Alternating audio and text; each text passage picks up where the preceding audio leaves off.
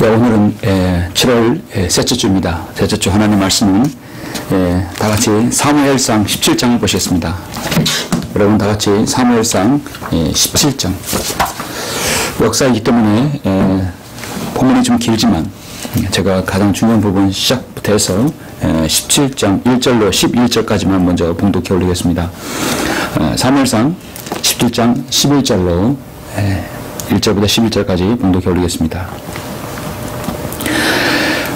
필리스티인들이 전쟁을 하려고 그들의 군대를 함께 모았으니 유다에 속한 소코에 함께 모여서 에베스담 밑 내에 있는 소코와 아세카 사이에 진쳤더라. 사울과 이스라엘 사람들이 함께 모여 엘라 골짜기에 진치고 필리스타인들을 대항하여 전열을 가다듬었으니 필리스타인들은 이편 산에 섰고 이스라엘은 저편 산에 섰더라. 그들 사이에 골짜기가 있더라. 그때 필리스타인들의 진영에서 최고 투사가 나왔으니 그의 이름은 골리앗으로 가드인이며 그의 신장은 6규빗과 1뼘이더라. 그가 머리에 노투구를 쓰고 세민을 갑옷으로 무장하였으니 그 갑옷의 무게는 놋 5,000세겔이며 다리에는 놋 견갑을 찼으며 어깨 사이에는 놋 방패를 메었더라. 그의 창자루는 배틀째 같고 그의 창날은 철 600세겔의 무게며 방패든 자가 그 앞에 가더라. 그가 서서 이스라엘 진영을 향하여 소리쳐 말하기를 어찌하여 너희가 전열을 가다듬으려고 나왔느냐. 내가 필리스타인이고 너희는 사울의 종이 아니냐. 너희를 위하여 한 사람을 택하여 내게로 내려 보내라. 그가 나와 싸워서 나를 죽일 수 있다면 우리가 너희 종이 될 것이나 만일 내가 그를 이겨 그를 죽이면 너희가 우리의 종이 되어 우리를 섬겨야 하리라 하더라. 그 필리스타인이 말하기를 오늘 내가 이스라엘 군대를 모독하였으니 한 사람을 내게 보내어 서로 싸우게 하라 하더라. 사울과 온 이스라엘이 그 필리스타인이 말을 듣고 놀라서 크게 무서워하더라. 11절까지 있습니다. 나머지는 제가 설교하면서 말씀을 드리겠습니다. 오늘 이 말씀을 위해서 잠시 기도하시겠습니다. 전지전능하시고 위대하신 아버지 하나님 감사를 드립니다. 주 하나님께서 사랑하는 주님의 성도들 오늘 주일을 맞이해서 이렇게 귀한 영과 질들은 경배를 드릴 수 있도록 인도해 주심을 감사합니다. 우리는 주님을 섬기면서 많은 영적 전쟁에 봉착하게 됩니다. 그 많은 영적 전쟁에서 승리를 해야 합니다. 우리는 승리를 하려면 어떤 승리 원리를 알아야 하는데 오늘 성경을 통해서 저는 다윗의 이 첫 번째 전쟁을 통하여 승리하는 원리를 알고자 합니다. 오늘 이 역사를 통해서 우리가 영적 교훈을 얻을 수 있도록 주님께서 함께 해주시고 성령께서 우리의 마음을 일깨워 주시길 간절히 원합니다. 제가 오늘 본 말씀을 강하고 담대하게 설교할 수 있도록 주님께서 역사하여 주십시오. 모든 것을 감사드리며 주 예수 그리스도 이름으로 기도드렸습니다. 아멘. 오늘 말씀 제목은 다윗을 통한 영적 전쟁의 교훈이라는 제목으로 설교를 하고자 합니다.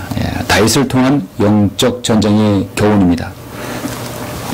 인류 역사가 6,000년 동안 지나오는 동안 끊임없이 이어져 내려온 것은 인간의 죄악과 그로 인한 죽음입니다. 죄인들이 모이면 늘 갈등이 있기 마련이죠. 사람이 모이면 갈등이 있고 죄가 있고 쓰레기가 나오는 것이죠.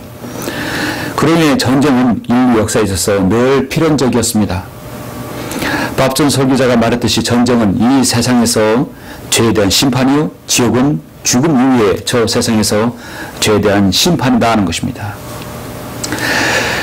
정말 틀린 말이 아닙니다. 하나님께서는 지금까지 지구상에서 약 3,300여 차례의 전쟁을 허락하셨습니다. 인류의 죄에 대한 심판으로 전쟁은 반드시 필요한 것이었습니다. 전쟁은 심판의 도구로 하나님의 중요한 도구로 사용했던 것입니다. 지금도 지구상에서 통계적으로 날마다 5만 명 이상의 사람들이 신앙이 없어서 또는 전쟁으로 굶어 죽습니다. 서로를 증오심과 함께 또 세력을 확장을 위해서 전 세계가 쓰는 돈은 연간 우리 돈으로 9천억에 이른다고 합니다.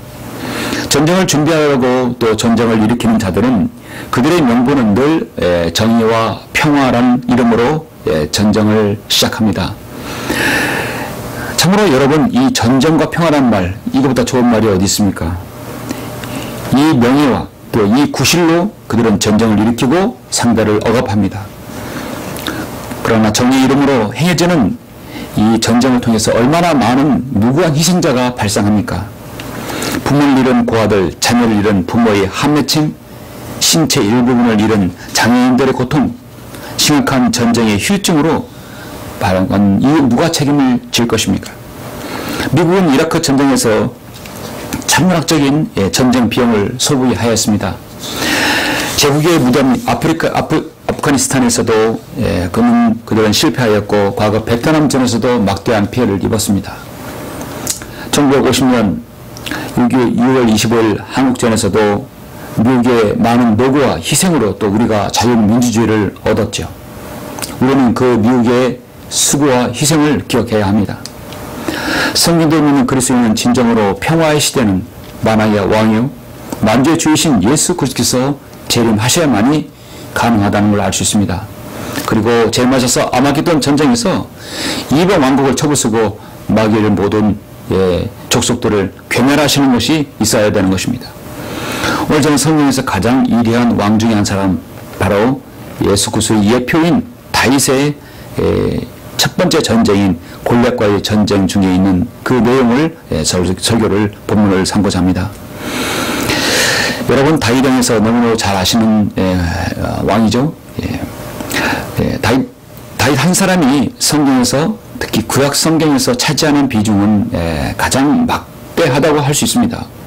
모든 역사서에서 그의 이름이 등재됩니다. 선지서나 사복음서나 사도행전이나 사도 바울 서신서에서 심지어 요한 계시록까지 신구약에 걸쳐 두루 그의 이름이 기록되고 있습니다. 그만큼 우리 주 예수 그리스도의 완벽한 예표이기도 한 중요한 인물임이 틀림없습니다. 다윗은 모든 분야에서 참으로 다재다능한 인물입니다. 전쟁의 용사에서 한 번도 패한 적이 없는 용사입니다. 아름다운 이스라엘의 시인이며 음악가이고 천문학, 지리학, 생물학 참으로 솔로몬 못지않는 그런 훌륭한 그런 많은 그 지식을 겸비한 왕이었습니다. 무엇보다도 그를 잘 알려면 이 마지막 시대를 사는 라오디게인 성도들에게는 다윗의 그 전쟁 중에 있었던 역사를 알게 되면 우리는 많은 영적 교훈과 또 여러분 그 많은 지식들을 여러분 알 수 있습니다. 다윗을 알면 우선 전쟁 승리의 비결을 알 수 있습니다. 그것은 영적 전쟁에서 승리의 비결을 알아서 어떻게 하면 마귀의 전쟁에서 승리할 수 있는지를 알 수 있습니다. 오늘 본문을 보시면 이 본문의 시작은 사무엘상 17장입니다. 다윗은 이미 이렇게 마지막 장에서 이름이 언급되지만 본격적으로 다윗을 확실하게 각인시켜주는 장이 바로 사무엘상 17장입니다. 오늘 본문의 말씀은 그 유명한 다윗과 골리앗의 싸움입니다. 거듭나지 못한 세상 사람들도 다윗과 골리앗의 싸움은 너무나 압니다. 누구나 압니다. 너무나 유명한 전쟁입니다. 비교가 되지 않는 싸움을 우리가 다윗과 골리앗의 전쟁이라고도 하죠. 그러나 사람들은 골리앗이 어느 나라 장수인지를 모릅니다. 다윗이 일평생 전쟁의 용사로서 수많은 전쟁에서 승리하였는데요. 그 모든 승리 가운데 가장 혁혁하고 비견되는 전쟁이라고 한다면 바로 오늘 본문의 말씀 필리스타인의 전쟁입니다. 개혁개정판은 블레셋이라고 나오죠. 다윗 시대의 필리스타인이 거의 종족을 감췄다고 할 수 있습니다. 여러분 필리스타인 이들이 어떤 사람들인지 아십니까? 창세기 10장 14절에서 이렇게 말씀합니다. 파루심과 카슬루임 즉 필리스티아는 카슬루임에서 나왔더라. 카토임을 또 나왔더라 말씀하고 있습니다. 이것이 즉 함족 후예들에 대해서 말씀하고 있거든요. 역대기상 1장 12절에서 다시 한번 반복합니다. 파루심과 카슬루임과 카토임을 낳았더라. 그들은 그에게서 필리스타인들이 거기서 나왔다고 말씀하고 있습니다. 함족에서 필리스타인이 나왔다는 것이죠. 지금 다윗과 싸운 이 골리앗은 함족입니다. 성경에서 카나안 종들의 종이죠. 오늘 대표적으로 하나님의 약속의 땅인 카나안의 중심 바로 오늘날의 동예루살렘을 거기서 um을 두고 나라를 세우려 하는 팔레스타인 자치정부 PA 즉 하마스 무리들의 선조인 셈이죠. 그들은 하나님께서 결코 나라를 세워주시겠다고 약속도 언약도 절대로 주지 않은 그런 민족입니다. 민족성도 없고 전통성도 없습니다. 문화도 없고 역사도 없습니다. 그 어떤 것도 국가를 형성하기에 적합한 조건이 없는 바로 사람들이 바로 오늘날 팔레스타인 그 자치기구 있는 사람들입니다. 그런데 오늘 세계적인 국제 정서는 이 팔레스타인도 한 나라의 국가라고 인정하는 추세이죠. 유엔에도 observer 국가로 지금 들어가 있습니다. 스파냐 2장에서는 예수 그리스도께서 재림하실 때 이 족속들을 완전히 지상에서 뽑아낸다고 말씀하셨습니다. 오늘날 그들은 가자지구 동예루살렘에서 끊임없이 이스라엘을 공격하고 있죠. 인본주의가 판치는 세상에서는 다윗과 골리앗의 싸움에서 누구 편이냐면 항상 골리앗 편입니다. 이스라엘과 필리스타인이 후손의 전쟁에서는 늘 이스라엘과 이 하마스의 전쟁에서 이 국지전에서는 늘 세상의 언론들은 하마스만을 편드는 것이죠. 하마스가 로켓 공격을 한다면 이스라엘은 때려주면 말로 줍니다. 미사일로 공격해 버립니다. 그랬을 때 꼭 이스라엘이 하마스 집단을 공격하는 그것만 이렇게 촬영해서 보여주는 것입니다. 그래서 이스라엘은 잔악한 민족이라는 것을 세상에 부각시키는 겁니다. 마귀 편인 것이죠. 아무튼 이스라엘과 필리스타인들은 창세기부터 출애굽기, 여호수아, 재판관기, 특히 삼손시대 또 끊임없는 갈등과 전쟁이 있었던 민족이 바로 이스라엘과 팔레스타인 전쟁이었습니다. 오늘도 이 지금 이스라엘과 팔레스타인 전쟁에서 바로 상극을 이뤘던 바로 거기에서 골리앗 장수가 나오는 것입니다. 이것은 다윗의 첫 번째 생애의 첫 번째 전쟁입니다. 우리는 다윗의 첫 번째 전쟁에서 많은 영적 전쟁에서의 교훈을 얻을 수 있습니다. 우리는 왜 다윗에 대해서 연구하고 이 생애를 살펴봐야 합니까? 다윗을 알면 여러분 승리의 원리를 알 수 있습니다. 다윗을 알면 하나님께 마음을 합한 사람이 어떤 사람인가를 알 수 있습니다. 다윗을 알면 인생에서 진정으로 가치 있는 생이 무엇인지를 알 수 있습니다. 다윗을 알면 성경 읽는 사람들의 참 신앙을 가질 수 있고, 다윗을 알면 참으로 한 인간으로서의 됨됨이와 신앙 인격이 어떠한가를 알 수 있습니다. 하나님께서 어떠한 사람을 사랑하는지를 알 수 있습니다. 우리는 그런 다윗의 진면모를 사무엘상에서 볼 수 있지만 오늘 처음 다윗의 전쟁인 사무엘상 17장에서 볼 수 있습니다. 먼저 우리는 본문으로 들어가기 앞서 다윗이 왜 이 골리앗 전쟁에 개입하게 되었는지를 알아야 합니다. 이미 이스라엘은 신정 통치, 즉 하나님께서 직접 통치하는 시대입니다. 우리에게도 왕을 달라고 그렇게 애원했기 때문에 하나님께서는 사울왕을 이스라엘 초대왕으로 세우셨습니다. 처음에는 신실하였습니다. 그런데 사울왕은 그 말기에 어떻습니까? 사무엘상 13장에서 그는 제사장의 직분을 가지고 있지 않음에도 불구하고 사무엘이 오지 않자 그는 주저넘게 하나님께 번제를 드렸던 인물입니다. 여러분 잠시 앞서 사무엘상 13장 10절을 한번 보시죠. 사울이 말하기를 여기 내게 번제물과 화목제를 가져오라 하고 그가 번제를 드리더라. 사울이 번제 드리기를 마치자마자 보라 사무엘이 온지라. 사울이 그에게 문안하라고 나가 맞더라. 사무엘이 말하기를 당신이 무엇을 하였나이까 하니 사울이 말하기를 내가 보니 백성은 나로부터 흩어지고 당신은 정한 날에 오지 아니하여 하며 필리스타인들은 막 mik바스에 모여 있으므로 내가 필리스타인들은 이제 길갈로 나를 향해 내려오는데 나는 주께 간구드리지 아니하였도다 라고 말하고 이에 내가 부득불 번제를 드렸나이다. 제사장이 아니면서 자신이 번제를 드린 것입니다. 사무엘이 사울에게 말하기를 왕이 어리석게 행하였나이다. 왕이 주 왕의 하나님께 왕에게 명령하신 계명을 지키지 아니하였나이다. 그리하였더라면 주께서 이제 이스라엘의 왕의 왕국을 영원히 세웠을 것이니이다 했습니다. 그러나 이제 왕의 왕국은 지속되지 못하리이다. 주께서 그의 마음에 맞는 한 사람을 찾으셨으며 주께서 그에게 주의 백성을 다스릴 대장이 되라고 명령하셨으니 이는 왕이 주께서 왕에게 명령하신 것을 지키지 아니하였기 때문이다. 이미 다윗은 이제 사무엘은 다윗을 염두에 두고 하신 말이죠. 사울이 첫 번째 하나님 앞에 아주 하나님을 불쾌하게 한 일이 바로 주제님께 제사장의 직무까지 담당한 것이었습니다. 이것을 하나님께서는 눈에게 보셨어요. 그리고 사무엘상 15장에서는 아말렉인과의 전쟁에서 불완전한 순종을 하였던 것입니다.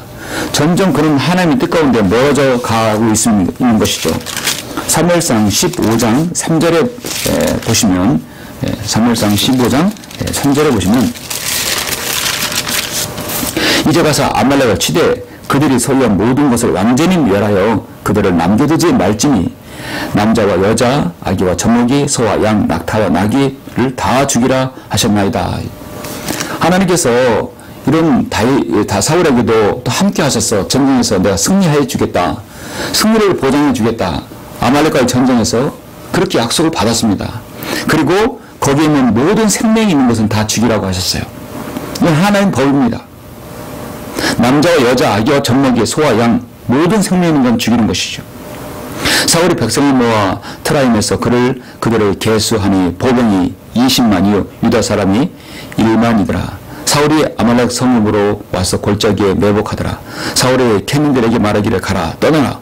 너희는 아말렉 가운데 떠나 내려가라. 그래야 내가 너희를 또 그들과 함께 멸하지 않으리라. 이는 이스라엘 자손이 이집트에서 올라올 때 너희가 그들 모두에게 친절을 베풀었음이라 하니라. 그리하여 캔민들이 아말렉 가운데 떠나니라. 그러자 사울이 하울에서부터 이집트 건너편 술에 이르기까지 아말렉인들을 쳤으며 아말렉인들의 왕 아각을 사로잡고 모든 백성을 칼날로 완전히 멸하였더라. 그러나, 자 여기서 구절에서 그러나 사울과 백성이 아각을 살려두었고 죽여야 되는데 살려두었습니다. 양들과 소들과 기름진 것들과 어린 양들과 모든 좋은 것들 중에서 가장 좋은 것은 남겨두고 완전히 멸하기를 원치 아니하였으며 천하고 쓸모없는 것들은 다 완전히 멸하였더라. 사울은 부분적으로 순종했고 부분적으로 선별해서 죽였던 것입니다. 하나님께서는 좋은 것 나쁜 것 모두 다 죽이라 했습니다. 여기서 사울은 하나님의 말씀을 승리케 해주심에도 보장을 받았음에도 불구하고 불순종했던 것입니다. 이제 하나님께서는 사울에서의 모든 것을 떠나신 것이죠. 마음이 완전히 떠난 것입니다. 22절 23절에 보니까 그래서 사무엘이 말하기를 주께서 번제와 희생제를 주의 음성에 복종하는 것만큼 크게 기뻐하시나이까. 보소서 복종하는 것이 희생제물보다 낫고 경청하는 것이 순종이 기름보다 나으나이다. 이는 거역하면 마법하는 죄와 같고 완고하면 행악과 우상숭배 같음이니라. 왜 불순종하였습니까? 어찌하여 29절에서 왕은 주의 음성에 복종하지 아니하고 탈취물에만 달려들어 주의 목전에서 악을 행하였나이까 했습니다. 사울 왕은 하나님께 대적이 되는 아말렉을 완전히 쳐부수는 것에 대해서 관심이 없었어요.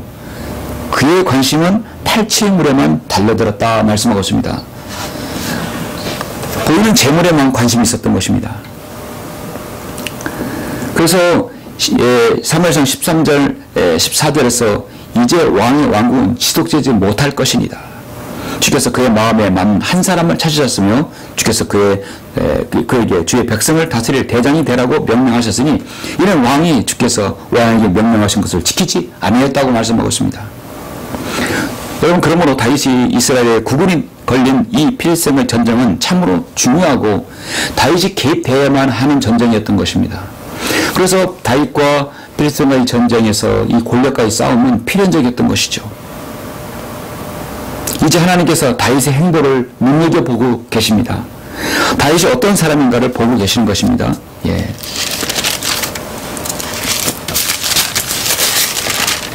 그런 상황에서 제가 좀 16장을 건너뛰었는데요. 여러분 16장을 보시면 16장 1절부터 잠깐 보시죠.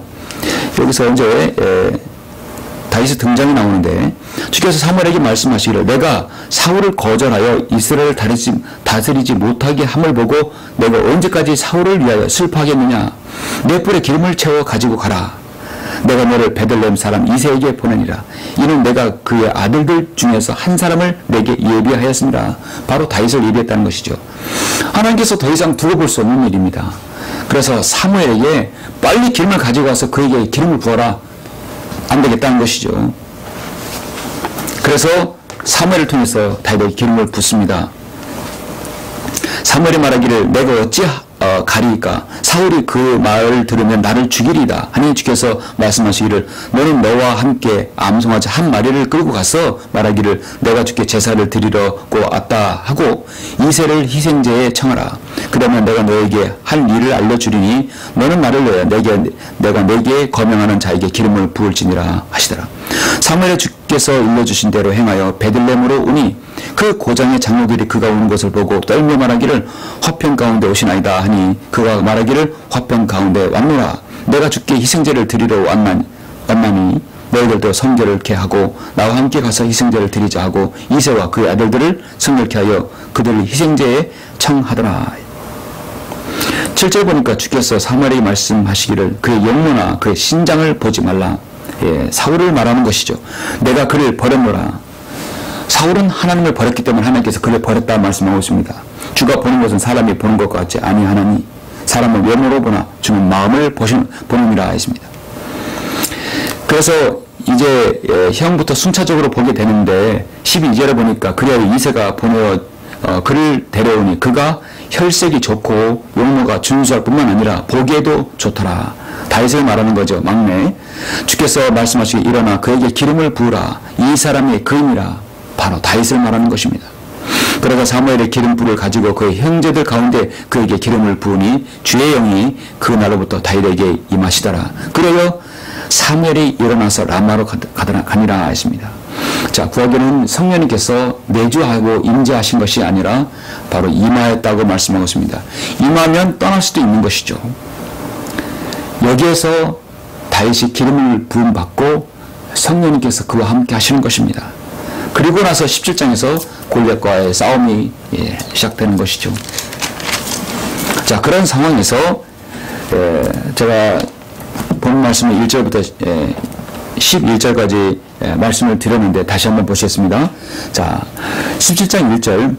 이제 필리스타인이 전쟁을 하려고 이제 모두를 모였습니다. 그들의 군대를 함께 모았으니 유다에 속한 소코에 함께 모여서 에베스다밈에 있는 소코와 아스카 사이에 진쳤더라. 사울과 이스라엘 사람들이 함께 모여 엘라 골짜기에 진치고 필리스타인들을 대항하여 전열을 가다듬었으니 필리스타인들은 이편 산에 섰고 이스라엘은 저편 산에 섰더라.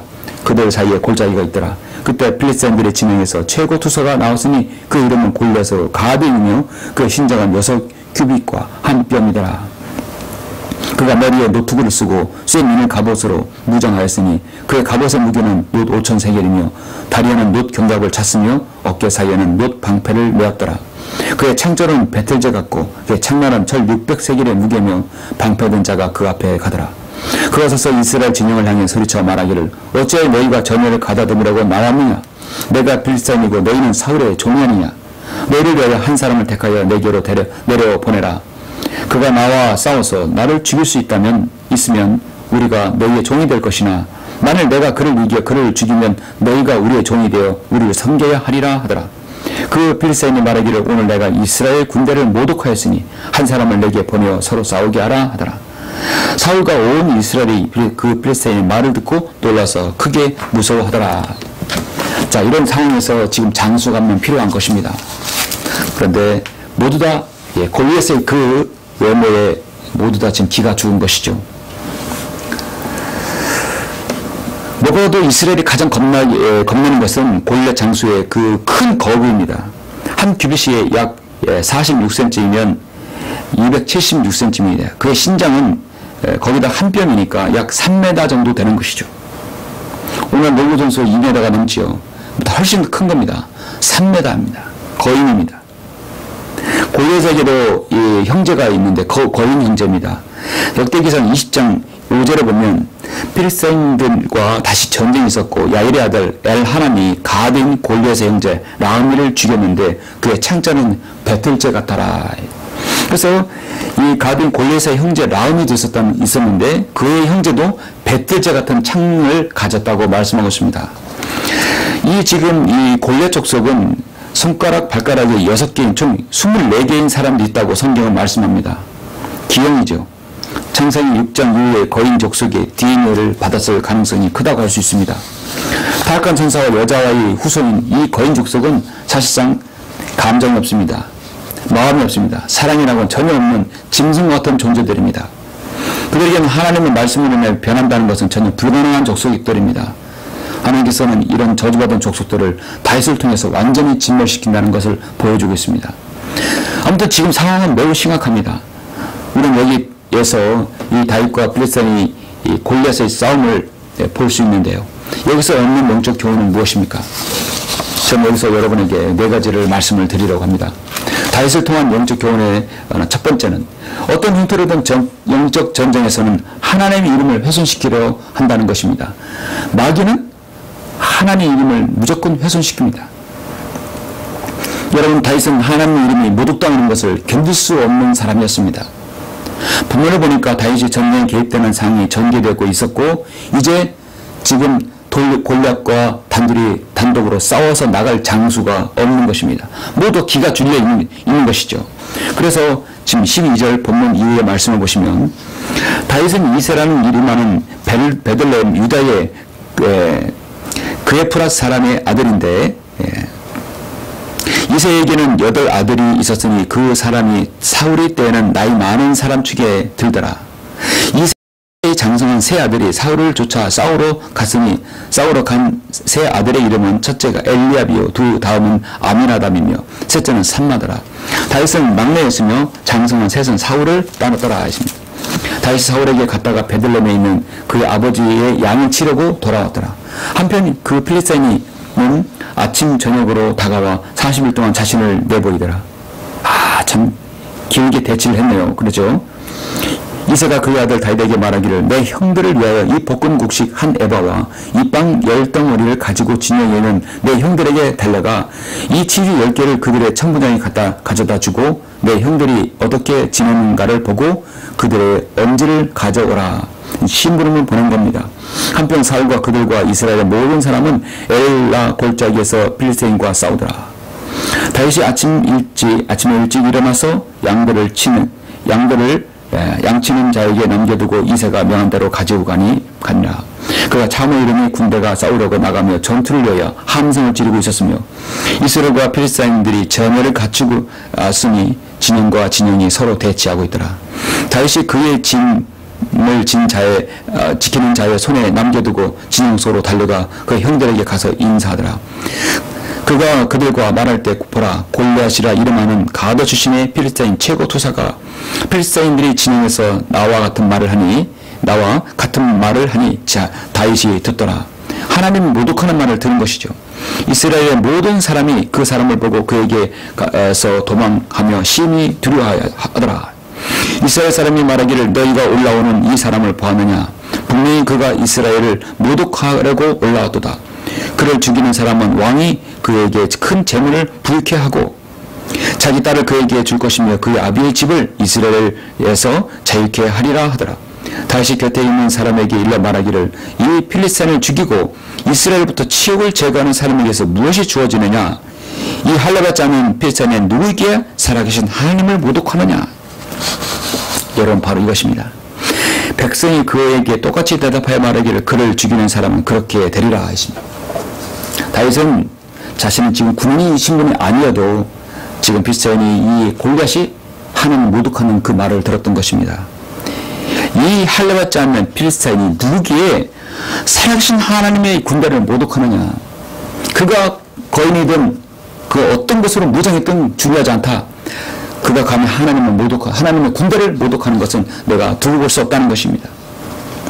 다윗은 다른 것은 다 참고 용인해도 자신이 섬기는 만군의 주 하나님을 모독하고 하나님의 이름으로 세워진 군대를 없애내기는 것은 참을 수 없었습니다. 참으로 성경적인 사고관이며 가치관입니다. 다윗의 첫 번째 전쟁을 통해서 우리는 먼저 알아야 하는 것은 우리는 언제 어느 때라도 하나님의 이름이 그 어디에서든 모독당하지 않게 해야 합니다. 하나님 이름을 드높이는 것이 그리스도인의 사명입니다. 그리스도인의 실수와 이 오해, 잘못으로 인해서 그런 일은 더욱더 없어야 합니다. 또 누구라 할지라도 하나님 이름을 존귀히 여겨야 합니다. 성경 믿고 따르는 사람은 세상에는 그 어떤 이름보다 하나님 이름을 드높이는 사람이어야 됩니다. 이 시대의 진정한 파수꾼의 사명입니다. 하나님 이름 모독하는 것은 마귀와 짐승의 전형적인 수법입니다. 그래서 그리스도인을 화나게 만드는 것이죠. 멸망으로 가는 혼들이 항상 입에 달고 있는 사악한 짐승의 습성입니다. 사람들이 자기를 사랑하고 돈을 사랑하며 자긍하고 교만하며 하나님을 모독한다고 말씀하고 있습니다. 디모데후서 3장 2절에 오늘날 사람들의 습성입니다. 돈을 사랑하고 자긍하고 교만하며 하나님을 모독한다. 부모에게 불순종하며 감사하지 아니하고 거룩하지 아니하다고 말씀하고 있습니다. 이제 그리스도인이 올라간 이후에 대환란 때에도 요한계 16장 9절에 보면 그리하여 큰 열기로 사람을 태우니 그들이 이러한 재앙의 권세를 가진 하나님 이름을 모독하더라 말씀하고 있습니다. 마지막 시대의 죄인들의 특징은 하나님의 이름을 모독하는 것입니다. 그들이 회개하지 아니하고 그분께 영광을 돌리지 아니하더라. 자신들의 고통과 헌도로 인하여 하늘에 계신 하나님을 모독하되 자기들의 행위는 회개치 아니하도다 말씀하고 있습니다. 자신은 회개하지 아니하고 그 고통을 준 하나님께 하나님을 모독하는 것이 멸망할 사람들의 특징인 것이죠. 그리스도인의 생활 속에서도 이 영적 전쟁에서도 어떤 상황에서도 우리는 주의해야 할 것은 하나님의 이름이 어떤 상황에서 훼손되지 않아야 합니다. 골로새 3장 8절에 보면 이제는 너희가 이 모든 것 즉 분노와 성냄과 악의와 하나님을 모독하는 것과 내 입에서 나오는 추잡한 말을 벗어버리라고 분명히 말씀하고 있습니다. 여러분, 이 시대야말로 병이된 성서들이 범람함으로써 하나님의 이름이 가장 모독당할 때입니다. 우리의 사명은 바로 여기에 있습니다. 어떤 경우에서도 하나님 이름을 드높여야 합니다. 공의와 진리, 하나님의 존귀하신 이름을 우리를 통해서 높여져야 되는 것이죠. 다윗을 통한 영적 전쟁의 경우는 두 번째로 무엇입니까? 하나님을 향한 철저한 신뢰와 용기가 있어야 한다는 것이죠. 그리스도인은 하나님을 향한 신뢰와 용기가 있어야 됩니다. 세상을 향한 용기가 아니라 하나님을 향한 용기가 있어야 되는 것입니다. 다윗은 단순히 하나님 이름을 모독당한 것을 격분하는 데 그치지 않았습니다. 무엇인가 실행에 옮겨 다시는 이런 일이 없도록 해야 한다는 것이죠. 철저하게 하나님을 의지해서 실행하는 것입니다. 28장 지금 본문 17장 28절로 보시겠습니다. 다윗이 사람들과 말하고 있을 때 그의 큰 형 엘리압이 들은지라 다윗을 향하여 엘리압이 분노하며 분노를 바라며 말하기를 어쩌여 내가 여기에 왔느냐 광야에 있는 그 양 몇 마리는 누구에게 남겨두었느냐 내가 내 교만과 내 마음의 방잠을 아노니 이는 내가 전쟁을 구경하러 왔습니다. 참으로 다윗을 모르는 것이죠. 다윗이 말하기를 내가 지금 무엇을 하였나이까? 어찌 이유가 없습니까? 어찌 이유가 없겠습니까? 저렇게 모독하는 하나님을 모독하는 필리스타인을 두고 장소에 두고 가만히 서 있겠습니까? 거기에서 다른 사람에게로 돌이켜 똑같이 말하니 백성이 전과 같이 다시 다윗에게 대답하더라. 다윗이 한 말이 들리자 그들이 사울 앞에 그대로 전하니 사울이 다윗을 부르러 보내더라. 다윗이 사울에게 말하기를 그로 인하여 아무도 낙담하지 않게 하소서. 왕의 종이 가서 이 필리스타인과 싸우리다. 내가 가서 싸우겠습니다. 사울이 다윗에게 말하기를 너는 너는 이 필리스타인에게 가서 그와 더불어 싸우지 못하리라. 너는 젊은이에 불과하지만 그는 어려서부터 전사니라 하더라. 다윗이 사울에게 말하기를 왕의 종이 자기 아버지의 양을 지키는데 사자와 곰이 와서 약물이어서 새끼 양을 잡아가면 내가 그를 따라가서 그를 치고 그 입에서 새끼를 건져내었으며 그가 나를 향하여 일어나면 내가 그 씨엠을 잡아 쳐서 죽였나이다. 왕의 종이 사자와 곰도 죽였는데 이 할례받지 않는 필리스타인이 살아계신 하나님의 군대를 모독하는 것을 내가 보았으니 그도 그들 중에 하나같이 되리이다 하더라. 다윗이 더 말하기를 사자의 발톱과 곰의 발톱에서 나를 구해주신 주께서 이 필리스타인 손에서 나를 구해주시리라 하니 사울이 다윗에게 말하기를 가라 주께서 너와 함께 하시리라. 다윗은 이래서 전쟁에서 이제 골리앗과의 전쟁에 가담하게 되는 것이죠. 이 모든 것이 여러분 다윗의 어떤 객기가 아니라 다윗의 진정한 신뢰와 그런 용기가 있었던 것입니다. 하나님을 향한 신뢰. 저 하나님의 이름을 모독하는 저 군대의 대장을 내가 가만히 둘 수는 없다. 내가 진짜 싸워서 무너뜨리겠다는 것이죠. 전장에 나가는 형들의 민원은 아직 다윗은 너무도 어린 나이에 불구하고 과소평가되었습니다. 그럼 다윗이 어떤 인물인지 형들은 아직 몰랐던 것입니다. 자신의 양을 지키고 있었고 그 양들을 헤아려는 사자라든지 곰의 발톱에서 그는 구원했던 것입니다. 사실 다윗은 지혜와 용기가 있었고 또 자신의 양들을 위해서 그 어떤 맹수를 맹수로 싸워서 이길 수 있는 힘과 능력을 이미 겸비했었습니다. 모두가 하나님의 영에 함께하였기 때문입니다. 시편 13편 5절을 보면 그러나 내가 주의 자비를 신뢰하여 싸우니 내 마음의 주의 구원을 기뻐하리다. 영적 전쟁에서 여러분은 하나님을 향한 신뢰가 필요합니다. 그리고 용기가 필요한 것이죠. 다윗을 통한 영적 전쟁의 교훈은 세 번째로 자신에게 맞는 전쟁의 준비를 할 줄 알아야 합니다. 다윗이 그랬습니다. 그것은 꼭 그리스도인에게는 자신의 영적 체질을 알아야 한다는 것이죠. 이제 다윗은 직접 전쟁에 나가기로 합니다. 왕에게 허락을 받았습니다. 전장은 죽이고 또 죽는 현장입니다. 그러나 그에게 있어서 하나님의 군대를 모독하는 것을 더 이상 볼 수 없었습니다. 나 하나 개인의 목숨 따위는 중요하지 않습니다. 하나님의 군대를 모독하는 저 필리스틴 장수 골리앗을 내가 죽이고자 하는 그런 마음이 있는 것이죠. 그것은 오로지 하나님을 향한 신뢰와 용기가 있었기 때문인 것입니다. 그는 얼마나 지혜 훈련으로 예비된 전쟁인지 증명할 기회가 온 것입니다. 38절에 보니까 사울이 자기 갑옷을 다윗에게 입히고 놋투구를 그 머리에 씌우고 또 센 은혜를 갑옷을 입히더라. 다윗이 그의 갑옷 위에 칼을 차고 거리라고 해 보았으나 익숙하지 않으므로 다윗이 사울에게 말하기를 이것들은 내게 익숙하지 아니하므로 입고 가지 않겠나이다 하고 그것을 벗었다 말씀하고 있습니다. 전쟁에서는 자신의 몸에 맞는 옷을 입어야 합니다. 익숙한 것을 가지고 있어야 되는 것입니다. 자신에게 맞는 전쟁 준비를 할 수 있어야 돼요. 그가 손에 막대기를 들고 시냇가에서 매끄러운 돌 5개를 골라서 자기가 갖고 있는 목자의 자루, 즉 여행자의 자루에 넣었으며 손에 물매를 가지고 그 필센에게 다가가더라. 그 필생이 다윗에게 가까이 오는데 방패된 자가 그 앞에 가더라. 그 필생이 둘러보다가 다윗을 보자 그를 멸시하였으니 이는 그가 젊고 불그스름하며 준수한 용모를 지녔습니다. 골리앗을 볼 때 참으로 가소로운 존재로 보이겠죠.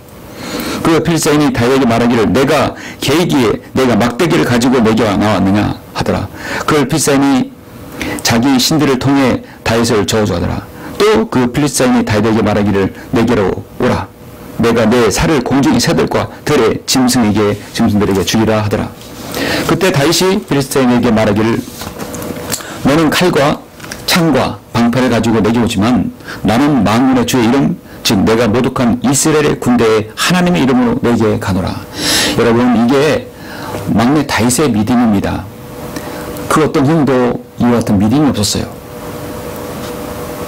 너는 칼과 창과 방패를 가지고 내게 오지만 나는 만군의 주의 이름 즉 내가 모독한 이스라엘의 군대의 하나님으로 내게 가노라. 여러분 앞에 누군가가 여러분을 공격하고 어떤 존재, 어떤 마귀의 존재 세력들이 여러분을 공격하더라도 여러분이 힘과 용기를 얻어야 합니다. 나는 만군의 주 하나님, 내가 섬기는 하나님, 나를 위해서 십자가에서 죽으시고 부활하신 예수 그리스도 주를 섬기는 그 이름으로 내게 대적하노라. 주 예수 그리스도의 보혈의 능력으로 물러가라. 여러분은 그 어떤 대적에도 담대히 여러분 싸워서 나갈 수 있어야 합니다.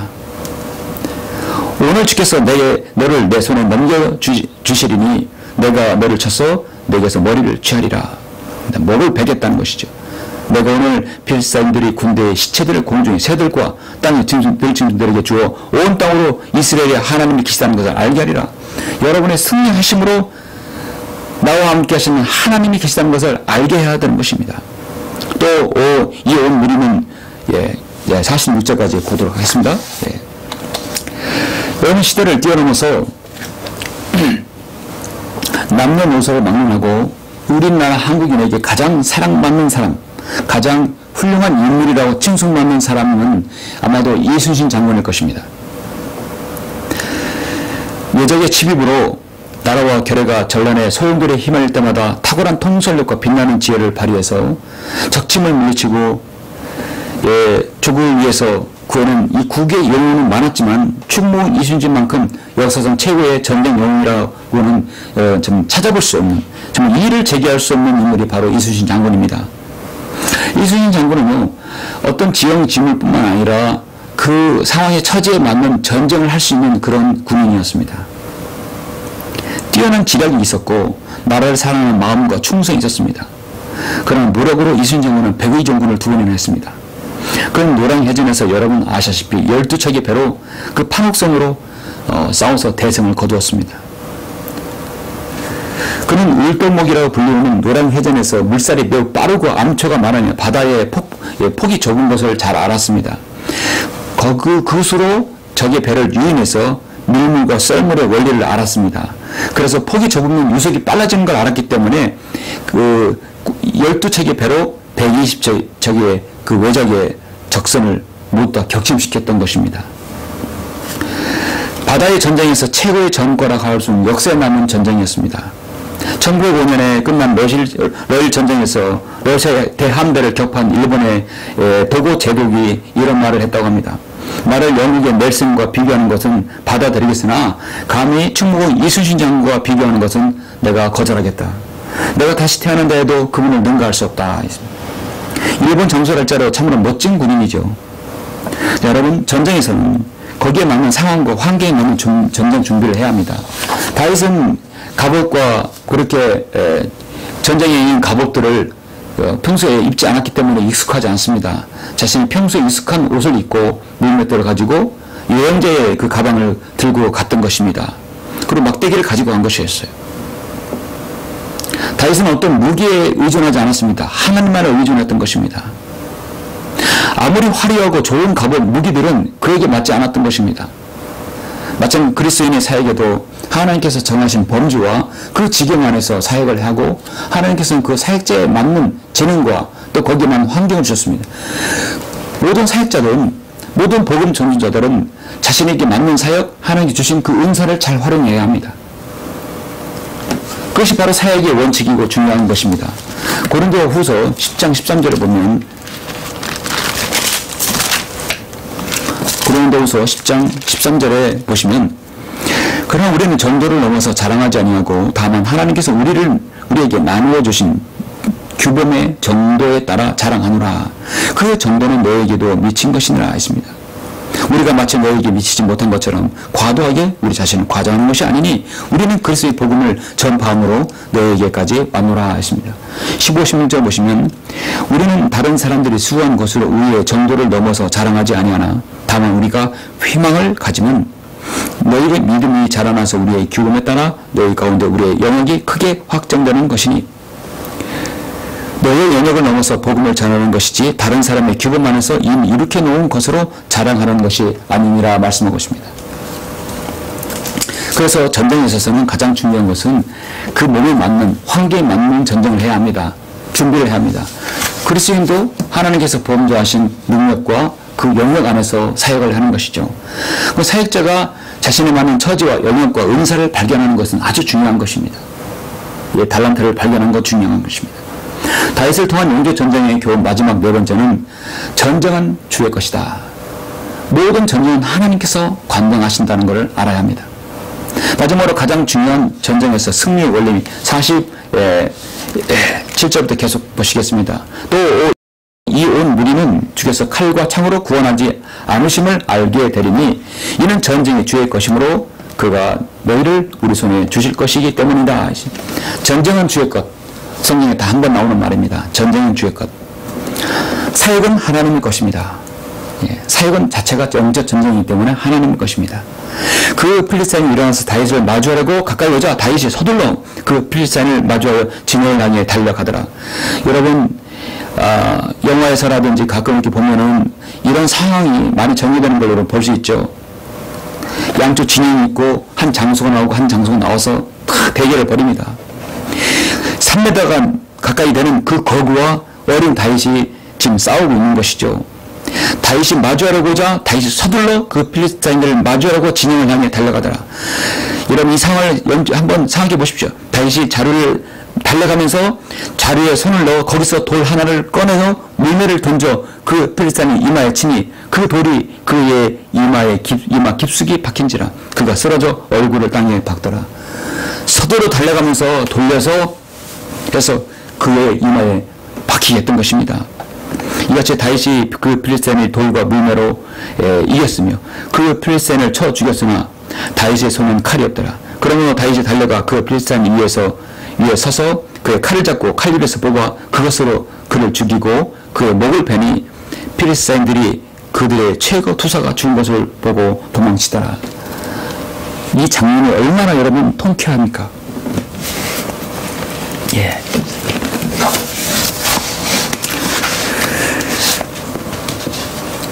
이것이 바로 다윗과 골리앗의 싸움입니다. 기고만장했던 골리앗은 그 자리에서 머리가 잘렸던 것입니다. 여러분, 전쟁은 하나님께 있다고 말씀하고 있어요. 전쟁은 하나님께 있습니다. 전쟁은 어떤 군수 물자라든지 중요한 어떤 무기 체계가 아닙니다. 오늘날 물론 무기 체계는 중요하죠. 그러면 어떤 마음으로 자세로 다가가느냐가 중요합니다. 모든 전쟁에서 다윗은 항상 이 전쟁에서 주님께서 나를 주님의 손에 붙여주시겠다고 약속을 했을 때 그 전쟁은 백전백승입니다. 여호수아도 그랬고 다윗도 그랬습니다. 확답을 얻으면 전쟁에 나갑니다. 다윗은 전쟁사에서 백전백승이었습니다. 모든 인류의 전쟁은 다 하나님의 경륜과 섭리와 하나님의 계획과 허용하심에 따라서 비롯되는 것입니다. 여러분, 1967년 이스라엘과 아랍 사이의 6.1 전쟁을 기억하십니까? 세계 전쟁사에서 길이 기억될 수 있는 명승부의 전쟁입니다. 이때를 기점으로 해서 이스라엘의 영토가 확실히 확보가 됐던 전쟁입니다. 1967년 6.1 전쟁이 아랍연합군의 6.1 전쟁이 이스라엘의 인구가 그때 당시에 250만에 불과했습니다. 아랍은 연합군이 1억이 넘었습니다. 이것도 다윗과 골리앗의 전쟁이었죠. 누구 봐도 무모한 싸움이었습니다. 당시 이스라엘 국방 장관했던 모세 다얀 장군이 방송을 통해 짤막한 성명서를 전 국민에게 냈습니다.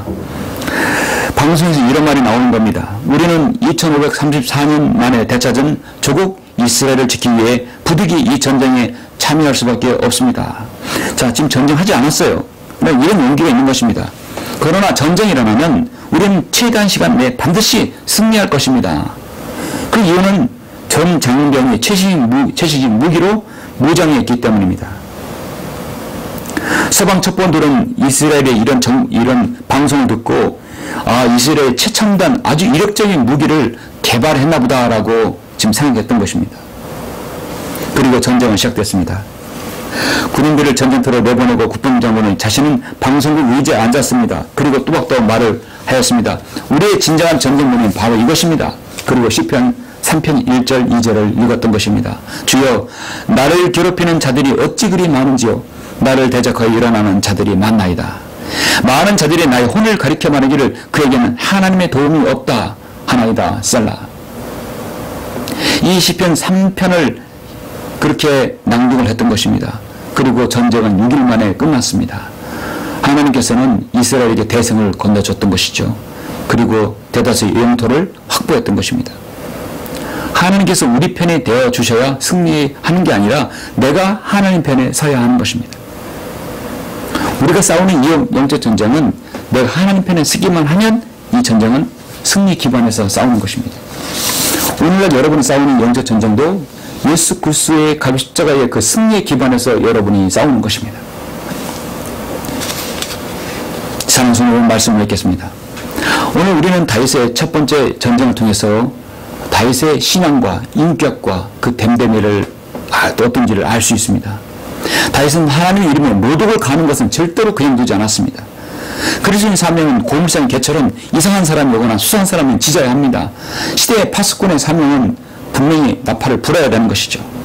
다윗은 하나님을 향한 철저한 신뢰와 용기가 있었습니다. 다윗은 자신에게 맞는 무기가 무엇인지를 알았고 그것을 활용하는 지혜가 있었습니다.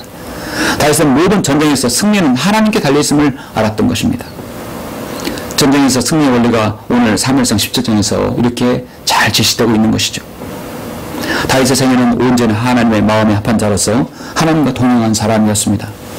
특별히 다윗의 언약이란 약속을 받았습니다. 사무엘하 7장 12절에 보면 내 날들에 차서 내가 조상들과 함께 잠들 때 내가 내 몸에서 나올 곧 내 뒤에 내 씨를 세우고 내가 그의 왕국을 견고하게 하리라. 바로 예수 그리스도의 재림 이후에 천왕국을 말씀하는 것이죠. 그가 내 이름을 위하여 한 집을 지을 것이요 나는 그 왕국의 보좌를 영원히 견고하게 하리라. 내 집과 내 왕국이 내 앞에서 영원히 세워지리라. 내 보좌가 영원히 세워지리라 말씀하고 있습니다. 가장 힘있고 능력 있는 그리스도인은 이처럼 하나님과 함께하는 사람입니다. 그리스도의 승리는 하나님과 함께하는 것입니다. 사무엘상 13장에 보면 그러나 이제 왕의 왕국은 지속되지 못하리이다. 주께서 그의 마음에 맞는 한 사람을 찾으셨다. 그 한 사람이 바로 다윗이었습니다. 내가 이새의 아들 다윗을 만나니 내 마음에 맞는 사람이라고 사도행전 13장에서도 다시 한번 말씀하고 있죠. 내 마음에 맞는 사람이다. 성경에서 딱 2번 나옵니다. 오늘 본문에 앞서서 사무엘상 13장에 나오고 또 사도행전 13장에서도 다윗은 내 마음에 맞는 사람이다. 그가 나의 모든 뜻을 행하리라. 여러분의 인생에서 가장 칭찬받는 말씀이 하나 있다면 그는 내 마음에 맞는 사람이다. 여러분 누군가 이렇게 친하고 그 사람과 잘 알 때, 친하다고 할 때 그 사람 마음이 맞아. 그렇게 여러분 말씀하시죠. 여러분이 살아가면서 주님을 섬기면서 하나님께 가장 칭찬받는 말이 바로 그것입니다. 그는 내 마음에 맞는 사람이다. 그렇게 되면 영적 전쟁에서 승리의 날을 계속 가지고 있는 것이죠. 우리는 승리를 가져오는 전쟁을 해야 합니다. 그래야 전의를 상실하지 않습니다. 여러분이 오늘 패배했더라도 내일은 승리해야 됩니다. 때로는 골리앗과 같은 거대한 적이 여러분 앞에 있을 수 있습니다. 그러나 모든 전쟁은 하나님께 있음을 기억하시고 여러분도 다윗처럼 하나님의 마음에 맞는 성도로서 병모되어서 늘 여러분의 영적 전쟁에서 승리하시길 간절히 바랍니다. 기도하시겠습니다.